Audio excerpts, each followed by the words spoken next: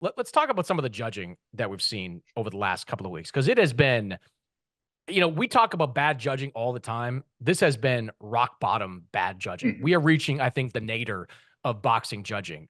Just last week in Phoenix, I was there for the Bam Rodriguez Gallo Estrada fight. Bam wound up winning that fight by knockout, and a good thing he did, Yeah.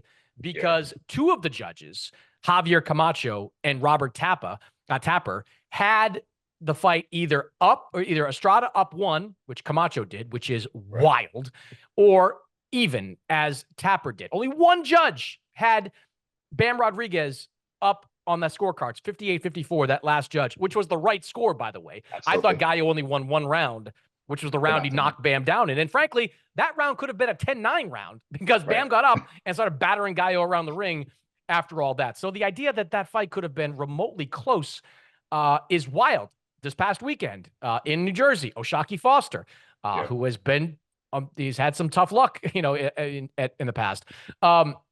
He winds up losing his 130-pound title because of absurd scorecards that favored Ropes and Conceição. Like, these are, the CompuBox numbers are not the Bible, but anyone that watched that fight and looked at the numbers could Right. tell you that Oshaki Foster won that fight. Then, over in Japan, a great fight between Ioka and Puma Martinez. You had one judge score that fight 120, 108 in favor of Martinez. One judge did not give a single round to Kazuto Ioka. Like, incredible. Like, what? This is a problem, Jake. This is a big-time problem in boxing, where you either have incompetent officials, or, and I'm fine saying this, or in the case of Javier Yeah. Camacho, a Mexican judge going out there and just giving rounds to Gallo Estrada in a major fight. This has become a big problem. Is there anything that can be done about it? Now, the only thing I will say was Mauricio Suleiman. I know people had very mixed opinions of him. I actually, I I definitely don't. do.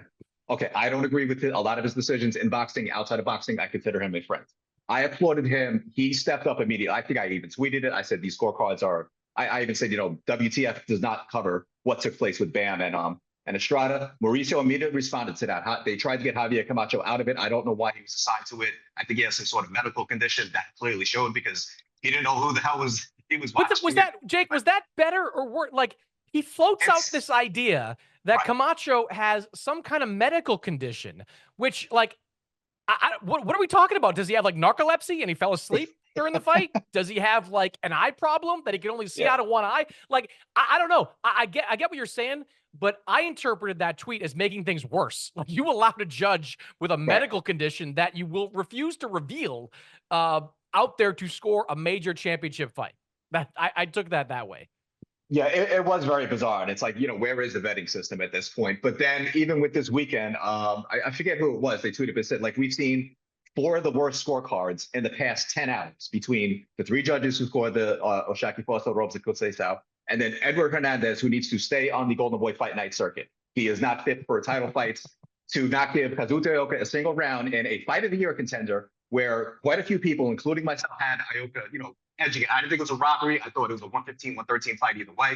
To not give him a single round in his own country, that was completely bizarre. And that is a big problem with Japan. Officials are top notch. They are the fairest in the world as far as, like, major boxing goes. But the problem is, in fights like this, we keep getting Luis Pablo. I actually did a good job as a referee, but, like, we always cringe every time we hear his name as the ref. But then the judges after Puerto Rico, Jake, I don't know if I can. That was ridiculous. Yeah.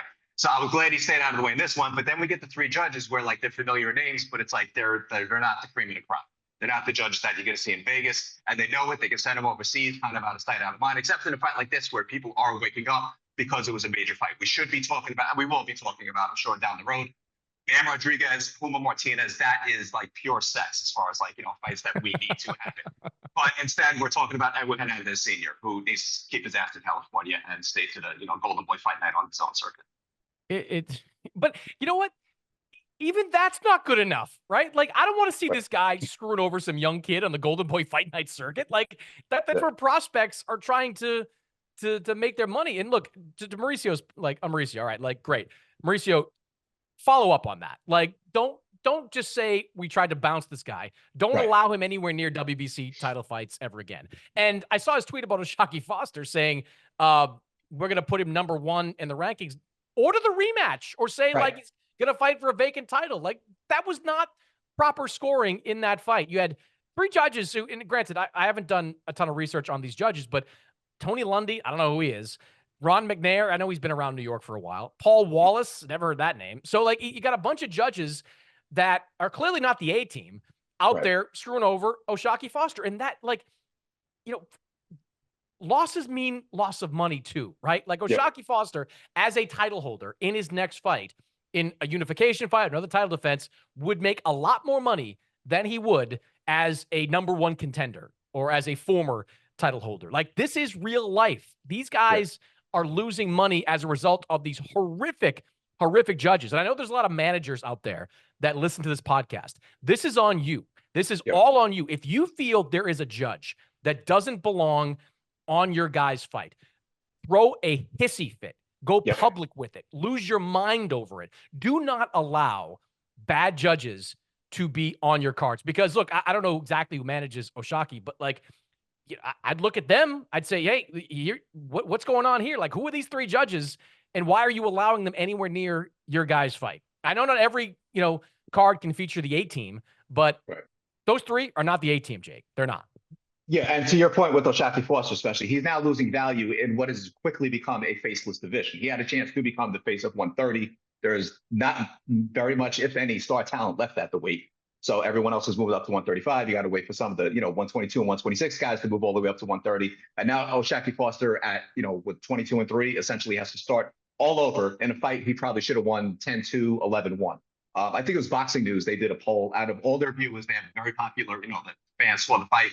0% of all the fans who watched the fight that night had ropes that could say so winning. Yeah, the judges. Crazy. Absolutely. And look, it is a faceless division, but I think Josh Warrington's fighting Anthony Kakachi, right? In September. Like, let's say Josh Warrington can win that fight. All of a sudden, like, Josh Warrington, who sells tickets in his neck of the woods, Oshaki said many times he's willing to go overseas and make a major fight. That's real money. That's real money. So my final message to Mauricio is, do not just make him the #1 contender. It's your belt. You have the power. I know you like to play make-believe and say you don't have the power over that belt, saying, like, I don't know what Canelo's doing. Like, I can't control him. I can't order David Benavidez against Canelo. That's not within my purview. Of course it is. It's also within your purview to make a rematch, order a rematch between Foster and Conceição. And if Conceição doesn't want to take it, well, they have to vacate the title and give Foster a chance to fight for his belt once again. Simple as that. I think that's the fairest thing to do in a situation like this. But judging is a massive problem. Refereeing is a massive problem. Louis Pabon, who had that horrible showing in Puerto Rico just a few weeks back, for that Subriel Matias fight. Hell, I just saw, like, Tony Weeks was working a Vegas card, a top-ranked card in Vegas. Like, this was in January. 5 months later, that Tony Weeks went out there and said that he saw evidence of brain damage in Frederick Lawson. And what happened there? Like, what?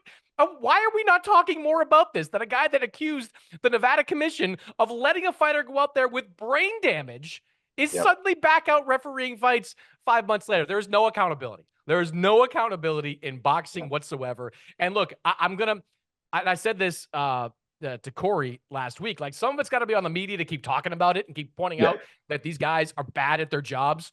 Some of it too is going to be on the managers. Like, promoters put on these cards, managers, you got to look out for the fighters. Like, you cannot allow a dog shit referee to go out there and referee your guy's fight, just like you cannot allow 3 dog shit judges to go out there and judge fights. Like, there are good judges out there. We all know who they are. Push hard to get them on those cards. And to the state commissions, how about more training? Like, how about you train these guys a little bit more? Steve Weisfeld did a story on him for SI, a couple of years ago.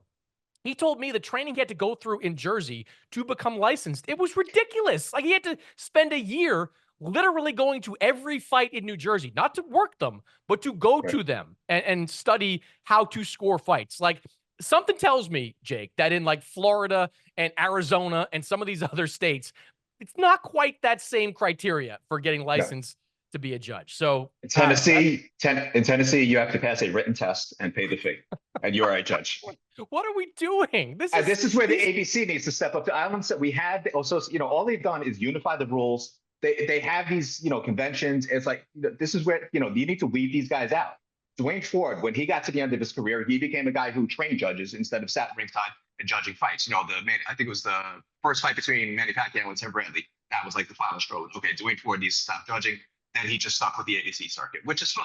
Those guys, go retire, go teach, judges how to officiate fights. Don't keep sending these guys, ringside. I'm with you, man. Like, I don't think it's going to happen, but that's the Yep. only way to do it. Pass a written Right. test. Like, what is it, a driver's license? Like, well, actually, driver's licenses require seemingly more of an effort, more Yes. wider criteria. Jake, good stuff, man. Follow Jake on social media. Check him out on ringtv.com. Does a great job covering boxing for Ring Magazine. Always appreciate your time, man. Thanks so much for having me on, Chris. Always a pleasure.